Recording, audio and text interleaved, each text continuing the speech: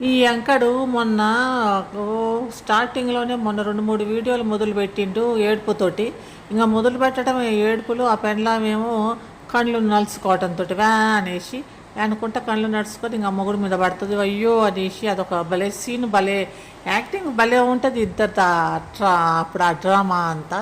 ఇంకా తర్వాత ఏం చేసిండు, మొన్న లాస్ట్‌లో ఏం చెప్పిండు, ఫస్ట్‌లో ఏడుపుతో స్టార్ట్ చేసి ఎండింగ్ ఏం చెప్పిండు, మేమిద్దరం అది మా వీడియోలు, మా లాగ్స్, మేము ఏడుస్తాం, మేము నవ్వుతాం, మేము నాటకం చేస్తాం అనేసి కొంచెం ఆవేశం కాస్త ఎక్కువనే చూపించిండు. ఆవేశపడిపోయిండు. మేము మేము అనుకుంటా గుండెలు బాదుకుంటా.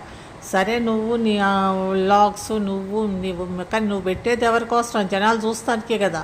కానీ జనాలు చూసినప్పుడు మేము కామెంట్లు చేస్తారు కదా, ఏంది ఇట్లా చేస్తున్నాడు అనేసి. ఆ కామెంట్ బాక్స్ ఏమో క్లోజ్ చేసుకున్నాం. అందుకే వీడియోలు చేసి మరీ మేము చెప్తున్నాం, ఒరే అవి బాగలేవు నీ వేషాలు అనేసి. ఇంక దానికి ఆవేశం తెచ్చుకొని గుండెలు బాదుకొని పెట్టుకోవాల్సిన అవసరం ఏముంది? మేము ఎవరైనా చూస్తే కనుక మాకు బ్రెయిన్ ఉంటుంది కదా, మేము రాబర్ట్లం కాము కదా. బ్రెయిన్లో చూసి అరే వీడేంది ఇట్లా అబద్ధాలుగా అంత ఏందేందో చేస్తాడు, ఏంది అంత పిచ్చోళ్ళని చేస్తాడు అనుకుంటారు. కాకపోతే వాడు పిచ్చోడిని చేసి బాగానే వస్తూనే ఉన్నాయి, వాడికి వ్యూస్ వస్తూనే ఉన్నాయి. మనల్ని పిచ్చోళ్ళని చేస్తున్నాడు అనేసి మా అందరూ అంటూనే ఉన్నారు, చూస్తూనే ఉన్నారు, వాడికి వ్యూస్ వస్తూనే ఉన్నాయి.